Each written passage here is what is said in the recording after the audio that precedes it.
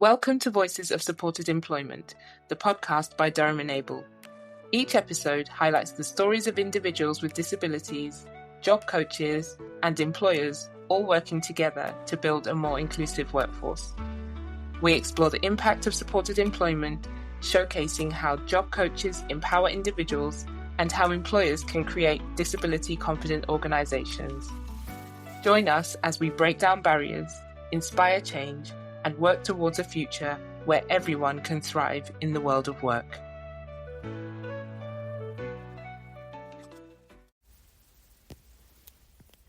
Hi everyone, and welcome back to the podcast. In this week's episode, I'm talking to Tracy Rowlands, a former Durham Enable job seeker who has now successfully progressed into paid employment.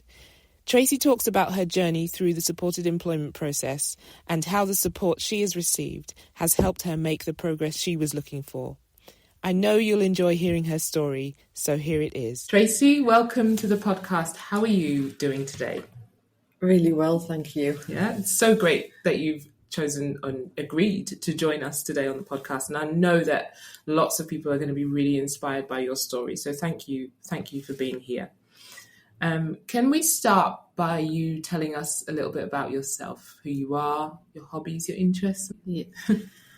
My name is Tracy Rowlands and I work at the university in Durham, and my hobbies are, I love going to handcrafted, doing artwork and stuff like that, and cooking and all sorts, just a bit of everything, and caring, and really enjoy doing everything I can possibly do in life. Yeah, you get the most out of most of it. I love going away on weekends and all in the camper van, just doing, walking, living life, smell. So like if you go for a walk and that, and just seeing the countryside and nature and that, and just enjoying life. Yeah. That sounds like a nice life that you have there, actually. And I think lots of people would like to do that. Okay, so can you tell us a little bit about your disability or the challenges that you face? I suffer with a bit of depression because I nearly had something happened in the past that's sort of like... So you suffered like a traumatic event, and it sort of like shocked us and that, and I've always cared for people over the years and stuff like that, and I thought, what am I going to do in life? And I got in touch with a health support worker come to see us, and they referred us to Durham Enable, which have been brilliant over the past couple of years to help us out and that, to look for a job and stuff like that, and support us to do all sorts. You've dealt with depression and the issues that come with that, like you say, because of a traumatic event. But you also said to me as well that you're going through a diagnosis for autism. I'm waiting for a diagnosis for autism. Yeah. Because when I was younger, I was sort of like, when I was younger, my mum used to say that I was meant to go to a special needs school instead of a normal school, and they always thought there was something wrong with us. There was something different. Different. We say different, not different. Wrong. Sorry. We say different. Different. No, but lots of people refer to it as wrong, don't they? And it's like do. The way... It's called something else now. It's called... I can't remember the name they call it now. So What, for autism? For autism. Oh, I think it's still autism. Neurodivergence. Diversion. Yes. I can't say that word. Well done for remembering. It's like swallowing a dictionary. So you're going through that pathway at the moment, Yeah. and we know how long that takes. But it takes ages. But you are, that's just what you identify as Yeah. having autism as well. Oh, thanks for talking to us about that. I know it's sometimes difficult for some people to talk about what their disability is or the challenges that they're facing and mental health needs. So thank you for being so open. Before you were introduced to supported employment, what has been your experience of work, if you had any work, or the workplace? I've had work I used to work in the cafe years ago, and I've also had a few other jobs and that, and I've also done caring for people, local people around the village I live in and stuff like that. But I've also cared for my mum and dad because both were. My mum was on dialysis, and my dad, after my mum passed away, was sort of like I got to ask my mum asked us to look after him. Yeah. So I've also cared for people around the village. So you've had experience in catering in the cafe, and caring for people as well. Yeah. What was it like? Because I suppose in the cafe, when you were working there, you didn't necessarily know that you had additional needs. You probably, you had those issues around depression, but what was it like working in the cafe without additional support?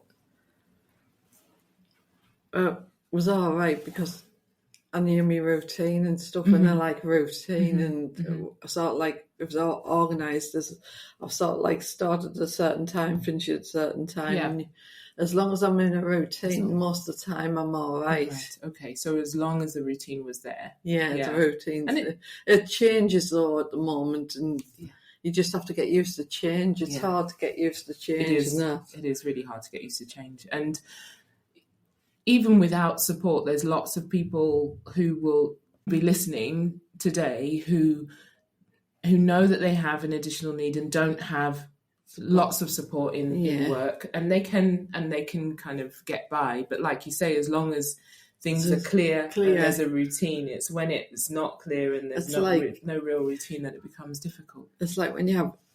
I've got 2 children. When you have children, you sort of like put a routine into order and that. Yeah. And I used to do the things at a certain time on a night and get everything ready, and I had to go to the park every day. Yes. I used to do. Yeah. As soon as I come home from school, I used to go to the park with them. Yeah. If it was cold, I wouldn't go to the park to get to watch a video at home and stuff like that. Just organising. I'm very organised. Yes. Really, really organised at home and that. Yeah, because you need to be as well with 2 children. Yeah, you need to be organised. But they're grown up now, so one was flown the nest, and I'm just waiting for the other one to fly the nest, so you can get on with your life. Yeah.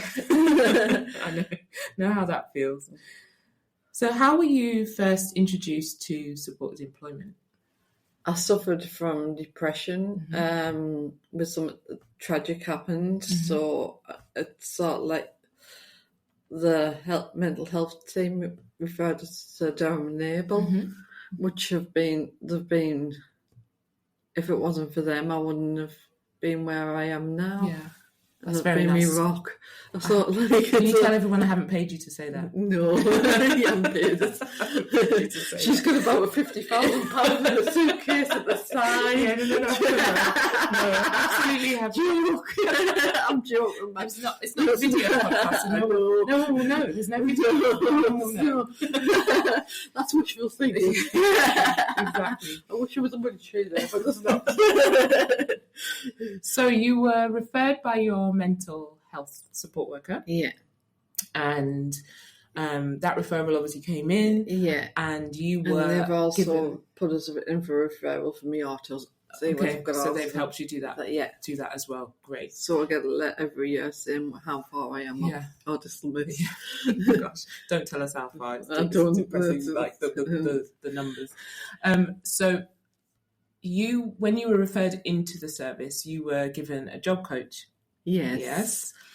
So tell us about that process and that experience when you met your job coach. It was Catherine first, and then I got moved to Deborah, and referred to the True Blue College, where I did courses to build me.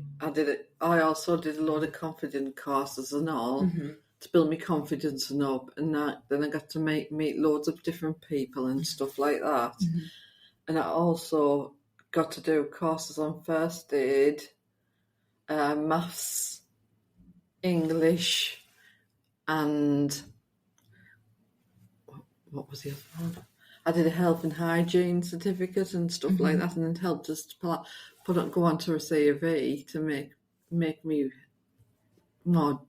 Made more presentable to people that I was looking when I was looking for work and that. Yeah. And which I needed because I hadn't.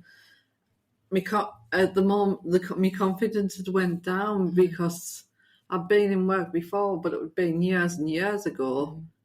But it helped us get a job and that, and they also helped us with computers and stuff like that because I am not very good with computers and I wasn't looking for them, but I didn't know how to go about things. To search on the computer.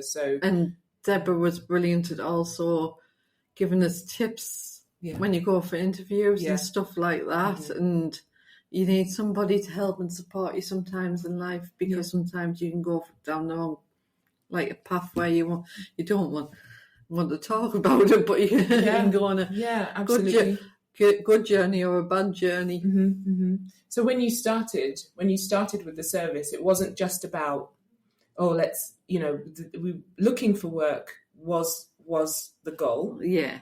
But also building your confidence up and doing skills, courses, wasn't it? Yeah. Yes, and meeting other people that were in the same boat, and it brought us on leaps and bounds, and just enjoying life and that. It also sent us to a place where I can do arts and crafts, so I do woodwork twice a week. Yeah, and I was also doing a bit catering during the week and all, and it was just getting us out the house and that, because I was at home. I was doing things at home, but I was in a bit of a rut. Yeah, where you see your life and you think to yourself, "Oh, everything's the same every day," and you just kind of. So Deborah, your job coach, helped you see a lot of different things. Yeah, introduced you to lots of different things to do. Yeah. And that's really good. In terms of like your looking for work, because that's why you came to the service in the first place, what were the sorts of things you told Deborah at the beginning? This is what I'm interested in. I'd really like to have a career in this particular area. What was it? It was a couple of things I wanted to do. It was either catering, go back into catering, or care work. Yeah. And I got 2 interviews the same week, and one of them was for a cleaning job. And the other one was for catering at university. Yeah. And I got offered a interview for both of them. Yeah. And I got the one, I turned the one for the cleaning down. Yeah. And went for the one at the university, and I got the one at the university, and I'm thoroughly enjoying it. The people up there's lovely. I wish I did it years ago. Yeah. I could kick myself. It's always the way. I feel like slap myself and saying you idiots. It's always the way, isn't it? When you find something that you really love doing, and you think, where has this been all my life? Why haven't I done this before? Why haven't I done this in the first place? But, the people around you, they're lovely and that, and you know what I mean. So you got work. You've told everyone that you got work. I've got a job in the university, which you're really, really happy with. And I know you started on, how many hours did you start on? I started on 16 hours, and there was a job going for 25 hours, so I hinted to get the 25-hour contract, so I've got the 25-hour contract. So that is brilliant. That is really, and really the work around you, and they're lovely. Yeah. So they are really, really flexible and lovely. So Tracy, what is your role at the university? I'm a food service assistant, so it's from dishwashing to serving people on a counter, and then going and packing things up, like putting the vegetables out and the fruit out and stuff like that, going into the stores for the fruit and the salad and that. And then also I could be on dry, or I also could be wiping tables down and all sorts. So I'm just doing generally a bit of everything. Yeah, but everything to do with food. Service. The food. And I also get when they come in for the packed lunches on the morning, I'll go in and get the numbers off them and then mark down which student's been in for the packed lunch and whatnot. Give them a sandwich, pop and crisps and a Kit Kat, and then they can go and get some fruit at the end. Yeah. So they keep you busy because there's a lot of hungry students. Yes, there is about 200, over 200 there at the moment. At the college that you work at, there's over 200 at the one I work at, but there's others with 500 in and stuff like that. But you kept on your toes all the time. Yeah. But I enjoy doing it. Mm-hmm. Well, you never know, if you get much better at your job, you might be in the colleges with 500. Yeah. You might be moved. You might get moved to those ones. No, don't say that. I think 200's no. 200's plenty. Plenty at the moment. Okay. So when you were applying for those 2 roles that you got interviews on the same day, how did Deborah help you complete the application and then prepare for the interview and let your employers know about what she wrote a few questions down and she said answer them and think about what your answers are and stuff like that. And so I literally just went for it and thought I'll answer the questions the way I would want to answer. And I thought about things that I've done in the past and all, because I've had keys to places where I've locked up stuff and things like that. I've been in charge of stuff, but it's going back years ago. And I thought, I've had a job in the past, and I thought, I'm going to push myself forward. Yeah. And you've got to believe in yourself, because if you don't believe in yourself, nobody else will. Yeah. And it's nice, it's lovely to have support, but the people who support you are brilliant. They're so good with you. Yeah. And they show you different things and you wouldn't think of, you know what I mean? So you used, even though you hadn't worked for a long time, you still used the past skills. Yeah, absolutely. And they still needed them. Exactly. So did you practice with Deborah before you went to interview? Did you practice the questions? Yes, we practiced questions before we went for an interview and all sorts of, even when we were applying for jobs and that, we tried all sorts. Yeah.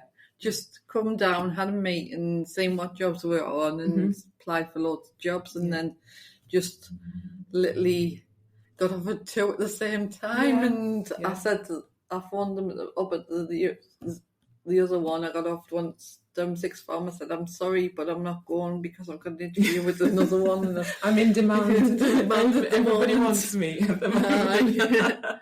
Well, that's good. And I think you've made the right choice. I've made the right choice, and I wish everybody who feels like you can't do it, you can. I mean, I know there's all these pieces of paper and that, but you can do it. You've got to believe in yourself. Yeah, and if you get the right support, if you get the right, Durham Enable's brilliant. If you get the right support around you, there's people willing to work with you and they'll help you.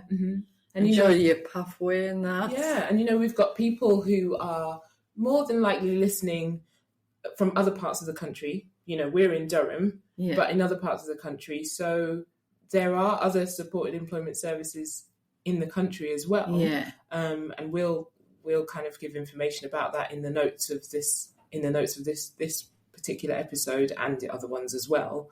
But there are places that people can go. But it's like you say, people have to try and get to the point where they believe in. They got to believe in yourself and also believe in you can get help. And Durham Enable's been brilliant with us. I cannot believe how the courses of centres on and that, and the help they've helped with the application. I wouldn't know where to start. Because I know how to answer questions and that and read things and stuff like that, but when I read things, they go in my head. Yeah. But I read things dead slow and stuff like that, so it takes me a while for us to get things. So you've had support with all of that, but you've done the hard work as well. I've answered the questions and that. I know I've answered questions. But Tracy, you have done the hard work as well. You've stuck with it, and in even times when you might have thought, "Oh, is this going to work? Or am I going to get anything?" You've stuck with it and done really well, and you are absolutely a success story. Yeah. I mean, everybody's a success story, no matter where they are on the journey. But you've done such an amazing job. All I can say is thank you to you. You're brilliant. Well, thank you. A lot of years. Yeah. Thank you for being brilliant. Thank you for showing other people as well that it's possible. And just tell them to believe in themselves. Yeah, you're telling them now. I know. You're telling them now, so tell them louder. Tell them louder. Believe in yourselves, and you can do it with help. And I can't say how grateful I am. You know what I mean? That's so lovely. Thank you. Thank you, Tracy. Thank you so much for being part of this show today. And if you're wondering whose lovely face it is on the cover of our podcast for season 1, it is the lovely Tracy. So you can be able to put a face to a name. So thank you for agreeing to be the cover photo for our season 1 as well of the podcast. Right. Thank you. You're welcome. Thank you so much. Thank you. Thanks for tuning in to Voices of Supported Employment. We hope you found today's episode inspiring and insightful. If you did enjoy it, please make sure you subscribe wherever you get your podcasts so you never miss an episode. And don't forget to download, rate, and leave a review. Your feedback helps us reach more people and spread the message of inclusion. Until next time, let's continue working together to create a workforce where everyone knows that they are safe, seen, and supported.